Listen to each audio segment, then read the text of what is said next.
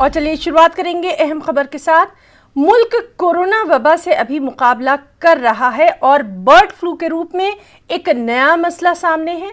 मुल्क की 5 रियासतों में बर्ड फ्लू का खतरा मंडरा रहा है। राजस्थान, मध्य प्रदेश, हरियाणा, हिमाचल प्रदेश और केरल में हजारों परिंदों की मौत तशवीश का बाइस है। परिंदों की मौत से मुताल्लिका महकमे के कान खड़े हो गए हैं। एमपी में गुज़िश्ता एक हफ्तों में 376 कौवों की मौत हो चुकी है। इंदौर और खरगोन में कई कौवों की मौत हुई है। उधर राजस्थान की अगर बात करें तो राजस्थान के झालावाड़, पाली, बारां और जोधपुर में कौवों की मौत देखी जा रही है। हरियाणा से भी ऐसी कुछ खबर जहां बड़ी तादाद में मुर्गियों की मौत हुई है, जबकि केरल के अलापोजा और कुट्टिम जिले में भी बर्ड फ्लू के मामले सामने आए हैं। जयपुर में कौवों की मौत का सिलसिला जारी है। बर्ड फ्लू की दस्तक के बाद में राजस्थान में 500 से 700 कौवों की मौत अलग अलग इलाकों में दर्ज की जा चुकी है। हम फिलहाल जयपुर में वन विहार कॉलोनी के पास मौजूद हैं। अमरेश्वर महादेव का ये मंदिर है। यहाँ पर पिछले 5 से 7 दिन से लगातार 15 से 20 कौवों की मौत रोज़ हो रही है। आप देख सकते हैं कि पीछे कौवों के शव पड़े हुए हैं, कुछ अधमरी हालत में हैं। मामले को लेकर के गंभीरता बढ़ती जा रही है। इन तमाम लोगों को जिस तरह से जानकारी मिली, इन्होंने पूरा मामला देखा। इसकी बात बताइए, क्या पूरी घटना है, कैसे हुई, आपका नाम बताइए। मेरा नाम आशीष कुमार शर्मा है। मैं क्यों मर रहे हैं, कब से मर रहे हैं, क्या मामला है? करीब 8-7 दिन से मर रहे हैं और रोजाना करीब 20-25 कौवे मर रहे हैं। ये कौवे ही मर रहे हैं सिर्फ, और कोई पक्षी? बिल्कुल कौवे मर रहे हैं। हजारों की तादाद में यहाँ कौवे थे, अब सैकड़ों में ही रह गए, इतने मर रहे हैं। जी बिल्कुल। तो आप लोग जब आए हैं यहाँ पर ये सारी चीज़ें कर रहे हैं, तो किस तरह से इनको दफना रहे हैं, जला रहे हैं, क्या कर रहे हैं? इनको हम दफना रहे यहाँ पे। कल तक तो यानी कि हमको सूचना नहीं थी। 2-4-5 कौवे थे, हमने उनको फेंक दिया वहाँ पे जो मर गए थे। फिर उनको जानवर खा गए। फिर हमको लगा एक तरह से, फिर हमने देखा ना काफ़ी सारे मरे हुए पाए गए, तो हमने देखा इसके अंदर कोई वायरस हो सकता है। इस चक्कर में मौसम भी चल रहा है अभी, तो हमने फिर खड्डा खोद के इसको उनको सबको दफना रहे इकट्ठा करके। जी बिल्कुल। मामले को लेकर वन विभाग को भी सूचना दी आपने? अभी तक तो हाँ, सूचना दी है, वन विभाग को ही बताया। जी बिल्कुल, वन विभाग को सूचना दे दी गई है। केंद्रीय वन विभाग ने बाकायदा हाई अलर्ट जारी कर दिया है। राजस्थान के वन विभाग से हर हफ्ते वीकली रिपोर्ट देने के लिए कहा है। बर्ड फ्लू की दस्तक के बाद में वही पैटर्न है। रोजाना 25-30 जो कौवे हैं ये निढाल होते हैं, नीचे गिरते हैं, फिर थोड़ी देर बाद दम तोड़ देते हैं। पिछले एक हफ्ते में यहाँ पर करीब 150 से ज़्यादा जो है कौवों की मौत हो चुकी है। ऐसे में प्रदेश भर में जो पक्षियों की मौत का सिलसिला जारी है, कई जगह माइग्रेटरी बर्ड्स की मौत भी दर्ज की गई है, मुर्गियों की मौत भी दर्ज की गई है। राजस्थान का वन विभाग, पशुपालन विभाग, तमाम जिम्मेदार विभाग इस मामले को लेकर काफ़ी एक्टिव है। वो ऐसी वाटर बॉडीज़ की जहाँ पर प्रवासी पक्षी ज़्यादा आ रहे हैं उसकी भी निगरानी कर रहे हैं। देखने वाली बात यह होगी कि मामले को कितनी जल्दी काबू में किया जाता है, क्योंकि बर्ड फ्लू बहुत ही ख़तरनाक है, बहुत तेज़ी से फैलता है। अरबाज अहमद, न्यूज़ 18 के लिए जयपुर से। और चलिए फोन लाइन पर मौजूद है हमारे साथी अरबाज अहमद। अरबाज, बेहद तशवीश की बात है कि इतनी तादाद में परिंदे जो हैं वो मरते जा रहे हैं और अभी तक वजह पता नहीं चल पा रही है। इंतजामिया की जानिब से क्या कुछ कहा गया? अरबाज देखिए, एक जो बड़ी बात सामने आई है, यहाँ पर जो पोस्टमार्टम रिपोर्ट 2 बड़े मामलों में सामने आई है, जिसमें झालावाड़ और कोटा और बारां यहाँ पर जो डेड बॉडीज रिकवर की गई थी कौवों की और दूसरी माइग्रेटरी बर्ड्स की, उनमें बर्ड फ्लू कंफर्म हुआ है, पॉजिटिव आया है। इस बात की यहाँ पर राजस्थान के जो चीफ वाइल्ड लाइफ वार्डन है ML मीणा, उन्होंने बाकायदा तस्दीक की है। उन्होंने कहा है कि ये जो बात सामने आई है, इसके बाद उन्होंने हाई अलर्ट जारी कर दिया है। तकरीबन 300 ऐसी जो वाटर बॉडीज हैं राजस्थान में, जिनमें बड़ी झील हैं, तालाब हैं, जलाशय हैं, वहां पर उन्होंने लोगों को डिप्यूट कर दिया, निगरानी के लिए कहा है सख्त तौर पर। जयपुर में भी लगातार इन परिंदों की जो है मौत का सिलसिला जारी है। पहले जहां पर जो मानसागर झील है वहां पर परिंदों की काफी तादाद में मौत हुई, इसके बाद चंदलाई झील में ये मामला सामने आया। आज यहाँ पर जयपुर में एक बड़ी मीटिंग बाकायदा इसको रिव्यू करने के लिए हुई है, जिसमें जो एनिमल हस्बेंड्री है, फॉरेस्ट डिपार्टमेंट है, उन तमाम लोगों को बुला करके बाकायदा तमाम रिपोर्टें तलब की और हाई अलर्ट जारी करते हुए जो राजस्थान के तमाम जिला कलेक्टर हैं, डिस्ट्रिक्ट कलेक्टर्स हैं, उनको इस पूरे मामले में बहुत एहतियात बरतने की गाइडलाइंस जारी कर दी है। साफ तौर पर ये लोगों के अंदर बात और जानकारी देने के लिए अरबाज आपसे ये भी जानना चाहेंगे, कौवों की बात आ गई, माइग्रेटरी बर्ड्स की बात आ गई, क्या मुर्गियों के ताल्लुक से भी राजस्थान में अभी तक बर्ड फ्लू की कोई खबर? देखिए मुर्गियों के मामले में जयपुर के पास में शाहपुरा और यहाँ पर अचरोल एक जगह है जहाँ पर कुछ पोल्ट्री फार्म्स में 50 से 60 मुर्गियों की एक साथ मौत हुई है। हालांकि उसमें भी यही माना जा रहा है कि बर्ड फ्लू ही कारण है, लेकिन उसकी अभी रिपोर्ट आना बाकी है। उसके बाद में इस बात को लेकर के कोई पुख्ता बात कही जाएगी। लेकिन जो राजस्थान में पैटर्न है वो पूरी तरह से आप देखिए हर तरफ फैल चुका है। जो कौवे हैं वो बुनियादी तौर पर इसलिए जाने जाते हैं क्योंकि ये मुर्दाखोर होते हैं। बाहर से आने वाले कोई भी परिंदा अगर मारा जाता है तो उसको सबसे पहले खाते हैं। इनकी लाइफ काफी सोशल होती है, ग्रुप में रहते हैं, तो इनमें बहुत ज्यादा तेजी से फैलता है। इम्यूनिटी कम होने की वजह से जो पहला इम्पैक्ट है बर्ड फ्लू का वो कौवों के ऊपर नजर आता है, उसके बाद में धीरे धीरे दूसरे जो परिंदे हैं उनके अंदर फैलता है। इस अहम मामले पर लगातार नजर बनी हुई है क्योंकि अभी कोरोना से मुल्क लड़ाई लड़ रहा है। ऐसे में बर्ड फ्लू की खबर आना कहीं ना कहीं महकमा सेहत के लिए तशवीश का बायस बन गई है। अरबाज, बहुत बहुत शुक्रिया आपका तमाम तर जानकारी के लिए। और दिल्ली से अहम खबर आपको दे दें, राहुल गांधी बन सकते हैं कांग्रेस के सदर। 2-3 दिनों में सीवीसी की मीटिंग तलब की जा सकती है। पार्टी सदर के ओहदे के लिए ज़िमनी चुनाव होना है 2022 तक के लिए। कांग्रेस सदर के ओहदे के लिए ये ज़िमनी चुनाव होगा और इस बीच ये खबर आ रही है दिल्ली से कि राहुल गांधी कांग्रेस के सदर बन सकते हैं। चलिए सीधे रुख करेंगे हमारी साथी रंजीता झा का। रंजीता, राहुल गांधी के कांग्रेस सदर बनने की लगातार खबरें आ रही थी और अब जो सीवीसी की अहम बैठक बुलाई गई है, क्या कुछ और तफसीलात? देखिए, इस बात पर कई बैठकें हो चुकी है कांग्रेस में और अब जाकर जो सूत्रों के हवाले से खबर निकल कर आ रही है कि कांग्रेस पार्टी जो इंटरनल इलेक्शन है उसके लिए पूरी तरह से तैयार है। जल्द ही कांग्रेस वर्किंग कमेटी की बैठक भी बुलाई जाएगी और उस बैठक में तय होगा कि आखिर चुनाव की तारीख क्या होगी। इस बाबत पूरी तैयारी जो कांग्रेस की इलेक्शन अथॉरिटी है वो कर रही है, क्योंकि उसके जो चेयरमैन है वो मधुसूदन मिस्त्री हैं। उन्होंने कुछ दिन पहले ही मीडिया को ब्रीफ करते हुए कहा था कि चुनाव में जो अध्यक्ष पद के लिए चुनाव होता है उसके लिए कांग्रेस के एआईसीसी जो मेंबर्स हैं वो वोटिंग करते हैं अध्यक्ष पद के लिए। उनकी लिस्ट पूरी तरह से तैयार हो चुकी है। लगभग 2000 लोगों की संख्या है एआईसीसी मेंबर्स की जो इस पूरी वोटिंग प्रक्रिया में शामिल होंगे। और हिना, सबसे जरूरी बात ये कि राहुल गांधी अध्यक्ष थे और उन्होंने अपने पूरे कार्यकाल को पूरा न करते हुए इस्तीफा उन्होंने दिया था। इसका मतलब अब जो चुनाव होना है वो उपचुनाव होगा और 2022 तक राहुल उस कार्यकाल को पूरा करेंगे। ये भी बताया जा रहा है कि ये पूरी तरह से चुनावी प्रक्रिया होगी और ऐसे में कोई और भी अगर राहुल गांधी के खिलाफ खड़ा होना चाहे कांग्रेस अध्यक्ष पद के लिए तो वो खड़ा हो सकता है।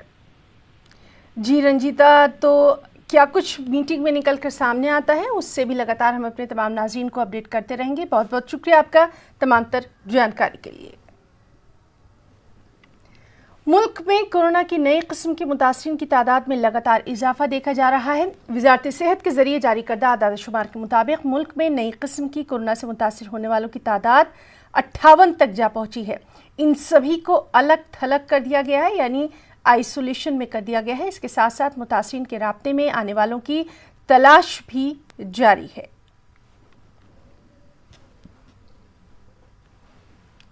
और इस सब के बीच मुल्क में कोरोना के 16,375 नए मामलों की तस्दीक हुई है।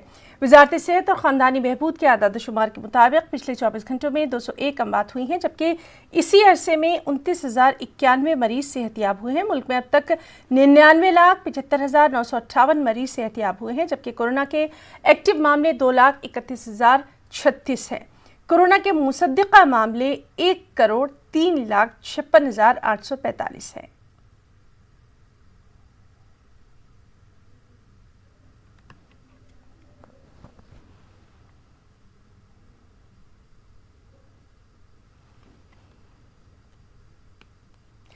कोरोना वबा के दौरान बाहमी इमदाद और इन्हिसार का जज्बा मुस्तहकम हुआ है। मुल्क इस वबा से मुत्तहिद होकर मुकाबला कर रहा है। टीकाकारी के ऐलान के बाद हम बेहतर ताउन करें जिससे हम कोरोना को मात देने की जानिब कदम बढ़ा सकें। नेटवर्क 18 इस मुहिम में हर कदम पर आपके साथ रहेगा। जब तक सभी महफूज नहीं तब तक कोई महफूज नहीं होगा। इसी सोच की बुनियाद पर हमारी मुहिम संजीवनी का मकसद ये यकीनी बनाना है कि वैक्सीन पाना सभी हिंदुस्तानियों का हक है।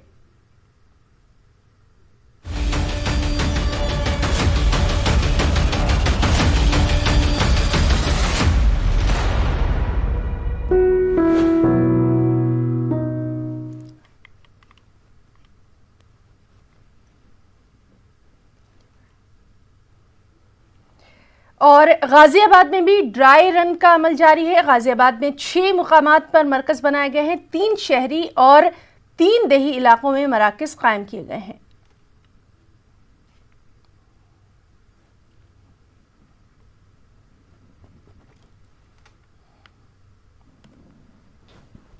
गया है और हमारे साथ बात करने के लिए मौजूद है अजय शंकर पांडे, गाजियाबाद के एडीएम। सर, आज कोविड का केंद्र बनाए गए हैं और कहाँ ड्राई रन? देखिए, जनपद गाजियाबाद में 6 जगह ये ड्राई रन चल रहा है और ये जो हमारा vaccination programme, massive vaccination programme आगे आने वाला है, उसका एक लर्निंग फेज है कि उस प्रोग्राम को अगर हम रन करेंगे जब पब्लिक के लिए, तो हमें किन किन कठिनाइयों का सामना करना पड़ सकता है, कौन कौन से ऐसे बिंदु हैं जहां हमें और स्ट्रेंथिंग करने की जरूरत पड़ेगी। और इसके लिए ये है कि सबसे पहले रजिस्ट्रेशन की प्रक्रिया है। रजिस्ट्रेशन करने के बाद जिसका रजिस्ट्रेशन ओके हो जाएगा, उनको मोबाइल के माध्यम से मैसेज भेजा जाएगा कि आपको इस स्थान पर इतने बजे इतनी तारीख को आना है और आपका वैक्सीनेटर कौन है। यहाँ पहुंचने पर वो मैसेज दिखाएंगे। गेट पे खड़े हुए जो वो हैं पुलिसकर्मी हैं, उसको अपने पेपर के साथ जो एविडेंस उनका उपलब्ध रहेगा उसे वेरीफाई करेंगे और यदि उनका नाम क्लियर है तो उनको अंदर भेज दिया जाएगा। ये आप देख रहे हैं, ये वेटिंग रूम है। यहाँ लोगों को सोशल डिस्टेंसिंग के साथ बैठाया जाएगा और बारी आने के बाद उनको अंदर भेजा जाएगा वैक्सीनेशन रूम नंबर 1 में, जहाँ उनको एक फॉर्म फिल कराया जाएगा। फॉर्म भरेंगे, वो फॉर्म भरने के बाद उनको वैक्सीन लगाई जाएगी और जो आवश्यक दिशा निर्देश उसमें दिए जाने हैं उनको बताए जाएंगे। तो उनको रूम नंबर 2 में शिफ्ट कर दिया जाएगा, जहां आधे घंटे तक इंतजार किया जाएगा कि वैक्सीन का कहीं कोई रिएक्शन तो उनके ऊपर नहीं हो रहा है या कुछ फील तो नहीं कर रहे हैं। अगर कोई ऐसी स्थिति आती है तो उनके उपचार के लिए एक अलग कमरा बनाया गया है, उनका उपचार किया जाएगा। ये पूरी प्रक्रिया है। आम जनता को कब तक मिलेगी? आम जनता के लिए एक महत्वपूर्ण वीडियो कॉन्फ्रेंसिंग आज हमारी शेड्यूल्ड है। उसमें निर्णय होगा कि किस तारीख को हमको पब्लिक को इसमें उपलब्ध कराना है और क्या गाइडलाइन है। जैसे समय समय पे आता जाएगा वो हम उपलब्ध कराते जाएंगे। पहले ये है कि हम अपनी तैयारी अपनी पूरी रखेंगे। जब भी निर्देश होगा, आदेश होगा और जब भी हमें संसाधन उपलब्ध हो जाएंगे उसको सफलता के साथ संपन्न कर लेंगे। हमारे साथ बात करने के लिए मौजूद थे गाजियाबाद के एडीएम शंकर पांडे, जिन्होंने साफ तौर पर बताया कि कोविड का वैक्सीन किया जाएगा। जो ड्राई रन किया जा रहा है उसके लिए कई केंद्र बनाए गए हैं। गाजियाबाद से नेटवर्क 18 के लिए मैं रोहित सिंह। उधर कानपुर में भी ड्राई रन की शुरुआत हो चुकी है। वाज़ेह है कि कोरोना वैक्सीन का ड्राई रन जारी है। रियासत के सभी अजला में ये अमल जारी है। वैक्सीन ले जाना, उसकी सुरक्षा करना, वैक्सीन के स्टोरेज के बाद हमारी 5 मेंबर्स की टीम वहाँ पर समय से पहुँचना, बेनिफिशरीज की लिस्ट होना उनके पास, बेनिफिशरीज को वेटिंग रूम में ले जाना, वेटिंग रूम में उनका वेरिफिकेशन करना, फिर आपका वैक्सीनेशन रूम में ले जाना। वैक्सीनेशन रूम में एक जो अधिकारी बैठा रहेगा उसका फिर से रीवेरिफिकेशन करेगा। इसके बाद उसका वैक्सीनेशन होगा, फिर वहाँ वो डेटा उन्हीं से लोड कर दिया जाएगा ऐप पर। फिर वो आधे घंटे तक का जो ऑब्जर्वेशन रूम में रहेंगे। ऑब्जर्वेशन रूम में, हर ऑब्जर्वेशन रूम में जो अगला हम लोग हो रहा है वहाँ डॉक्टर भी रहेंगे, एक डॉक्टर रहेंगे विद ऑल दी जो मेडिसिन और दूसरी चीज़ों को लेकर के। उधर अलीगढ़ में भी कोरोना वैक्सीन का ड्राई रन जारी है। 3 सेंटर शहर में बनाए गए हैं जबकि 3 देहात में बनाए गए हैं। ड्राई रन के पेश नजर सिक्योरिटी के भी पुख्ता बंदोबस्त देखे जा रहे हैं।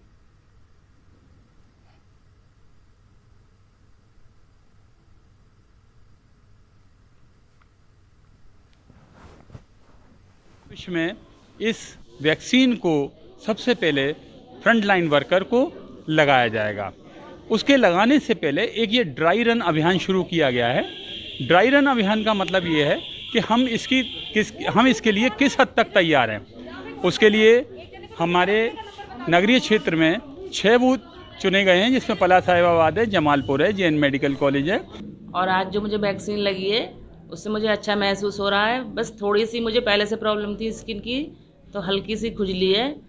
और मतलब मुझे ये भी अच्छा लग रहा है कि हमारी सरकार हमारे लिए इतना सोच रही है कि हम लोग छोटे से लेकर बड़े तक इस दिक्कत का सामना कर सकते हैं और सुविधाओं को लोगों तक पहुंचा सकते हैं और हम भी इस चीज़ को कर सकते हैं। अब मैं जानी, मेरे को कोई ऐसा कुछ नहीं महसूस हुआ सर, वैसे सही हुआ। बस थोड़ा दर्द हुआ है पर इंजेक्शन लगा, वैसे कोई महसूस नहीं हुआ। वैसे कोई प्रॉब्लम नहीं, कोई प्रॉब्लम नहीं। और इस वक्त की अहम खबर कानपुर से आपको दे दें। कानपुर के एक शॉपिंग मॉल में नौजवानों की पिटाई का एक वीडियो वायरल हुआ है। सिक्योरिटी गार्ड ने इन नौजवानों को पीटा है। जानकारी के मुताबिक मामूली सी बात पर इन नौजवानों को पीटा गया है। तो अहम खबर कानपुर से, जहां के एक शॉपिंग मॉल में नौजवानों की पिटाई का एक वीडियो वायरल हुआ है। देख सकते हैं आप कि किस तरह सिक्योरिटी गार्ड ने नौजवानों को पीटा है। कहा जा रहा है कि मामूली सी बात हुई थी और बस उसके बाद सिक्योरिटी गार्ड अपना आपा खो बैठा और ये मारपीट का वीडियो वायरल हो गया।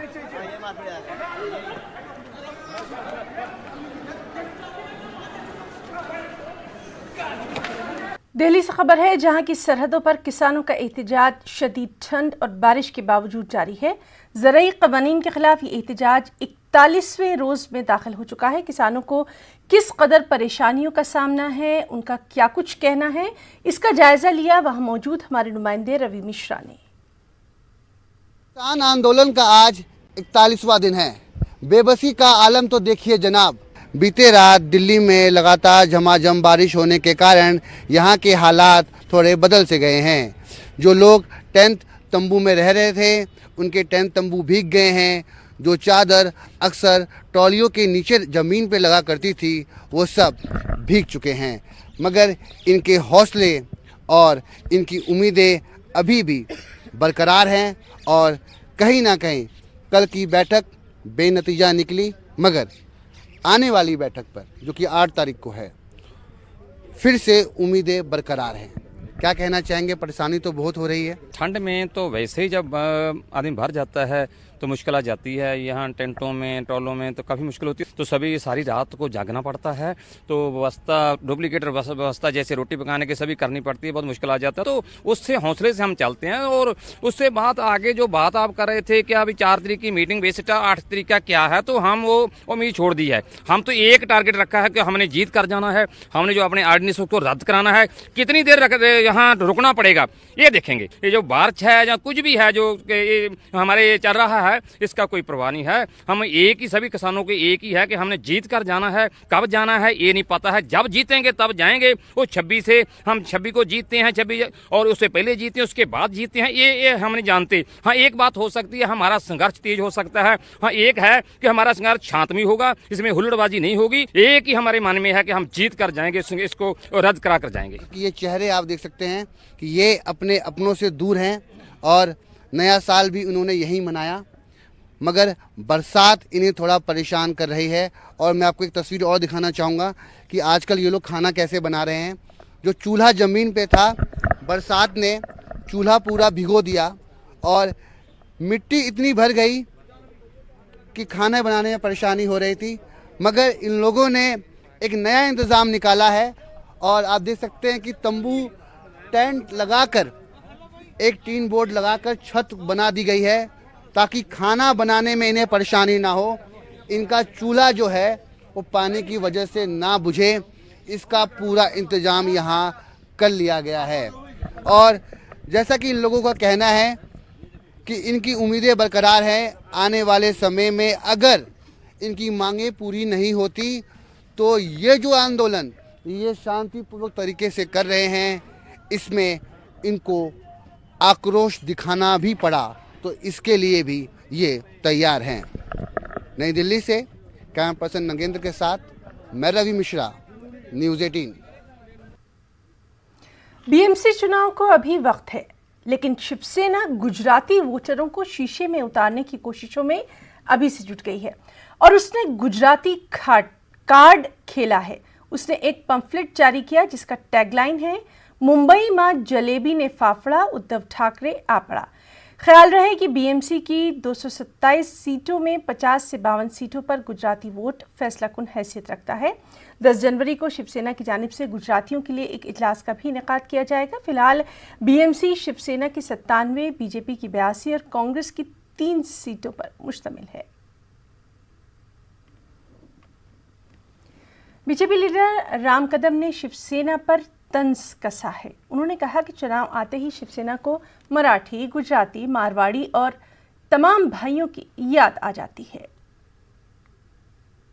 चुनाव समीप आते ही शिवसेना को मराठी आदमी की याद आती है, गुजराती भाइयों की याद आती है, मारवाड़ी भाई अन्य प्रांतों के लोगों की याद आती है। पर चुनाव होते ही इनकी याददाश्त इतनी कमज़ोर है कि वे सारे लोगों को भूल जाते हैं। हिंदुत्व के बारे में भी यही किया। चुनाव के समय हिंदुत्व की बात कर रहे थे, अब चुनाव पूरे हो गए। जिस हिंदुत्व को कांग्रेस का प्रखर हमेशा से विरोध रहा है उस कांग्रेस के साथ महाराष्ट्र में सत्ता पक्ष पर बैठे हैं। चुनाव को लेकर के गिरगिट की तरह रंग बदलने वाली शिवसेना की यह आदत समूचा देश जानता है। हज 2021 के लिए फॉर्म दाखिल करने की तारीख में तोसी के बाद भी हज फॉर्म में ज़्यादा इजाफा नहीं हो सका है। हज 2021 के लिए फॉर्म दाखिल करने की तारीख हज कमेटी ने पहले 10 दिसंबर मुकर्रर की थी, मगर कोरोना कहर में जब हज फॉर्म बहुत ही कम आए तो मरकज़ी हज कमेटी ने फॉर्म दाखिल करने की तारीख में 1 माह की तोसी करते हुए फॉर्म दाखिल करने की तारीख 10 जनवरी तक बढ़ा दी। तारीख में तोसी के बाद भी MP से 3000 फॉर्म ही जमा हो सके। मध्य प्रदेश से आज तक कुल 2541 आज़मीन हज ने दरख्वास्त दाखिल की है, जबकि साबिक़ा साल MP से 13308 आज़मीन ने दरख्वास्त दाखिल की थी। 4846 आज़मीन हज का नाम कुरे के ज़रिए सफ़र हज के लिए मुंतखब किया गया था। हज फॉर्म और हज कमेटी की तैयारियों पर MP हज कमेटी के इंचार्ज मसूद अहमद से न्यूज़ 18 उर्दू ने ख़ास बातचीत की। हज 2021 के लिए फॉर्म जमा करने की आखिरी तारीख 10 जनवरी तोसी के बाद।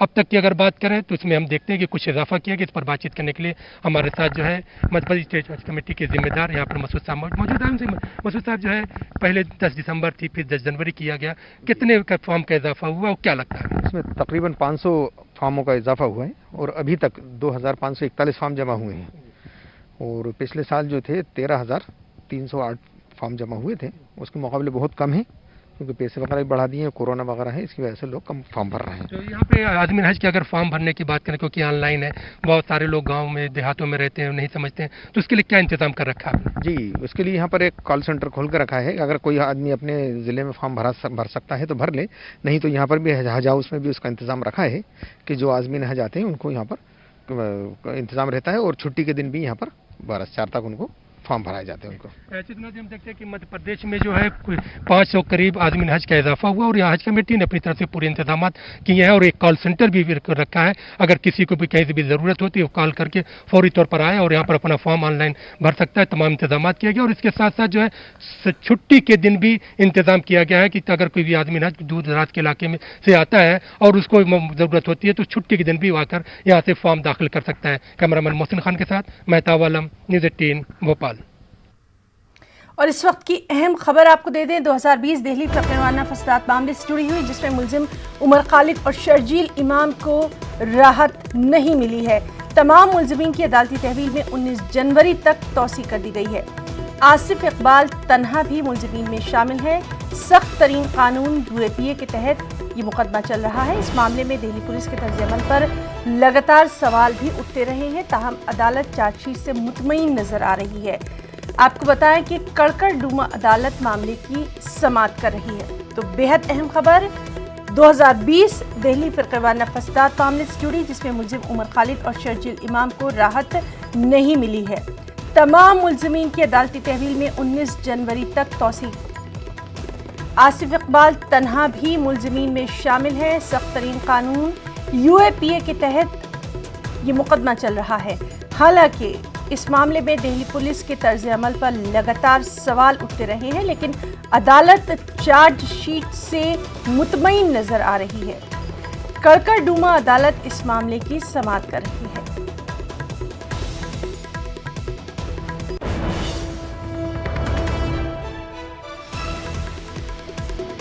अहम खबर 2020 दिल्ली फकीराना फसादात मामले से जुड़ी, मुलजिम उमर खालिद और शर्जील इमाम को राहत नहीं मिली है। तमाम मुलजिमीन की अदालती तहवील में 19 जनवरी तक तौसी कर दी गई है। सख्त तरीन कानून UAPA के तहत ये मुकदमा चल रहा है। इस मामले में दिल्ली पुलिस की कार्रवाई पर, दिल्ली पुलिस के तर्ज अमल पर लगातार सवाल भी उठते रहे हैं, लेकिन कड़कड़ डूमा अदालत चार्जशीट से मुतमईन नजर आ रही है। मौजूदा दौर में मोबाइल फ़ोन, इंटरनेट टेक्नोलॉजी की धूम है। इस दौर में मालूमात की कदीम रिवायत जंतरी को ज़िंदा रखने की अनोखी कोशिश बेंगलुरु में देखने को मिल रही है। मौलाना हबीबुर रहमान रशादी गुज़िश्ता 15 बरसों से जंतरी मुरतब करते आ रहे हैं। हर साल इस जंतरी में मालूमात का इजाफा देखने में आता है। इस मरतबा कोरोना से बचने के लिए एहतियाती तदाबीर और ख़ास दुआओं को इस जंतरी में शामिल किया गया है। शमसी और कमरी कैलेंडर के अलावा दीनी मदारिस, मिली इदारों के पते, फ़ोन नंबरात, सरकारी अक़लियती महकमे, इमरजेंसी सर्विसेज की जानकारी, इस तरह की कई मालूमात इस जंतरी में शामिल हैं। मारूफ आलिम दीन, इंडियन काउंसिल ऑफ फतवा एंड रिसर्च ट्रस्ट के चेयरमैन मौलाना बदिउज़्ज़मान नदवी के हाथों साल 2021 की इस जंतरी का इजरा अमल में आया।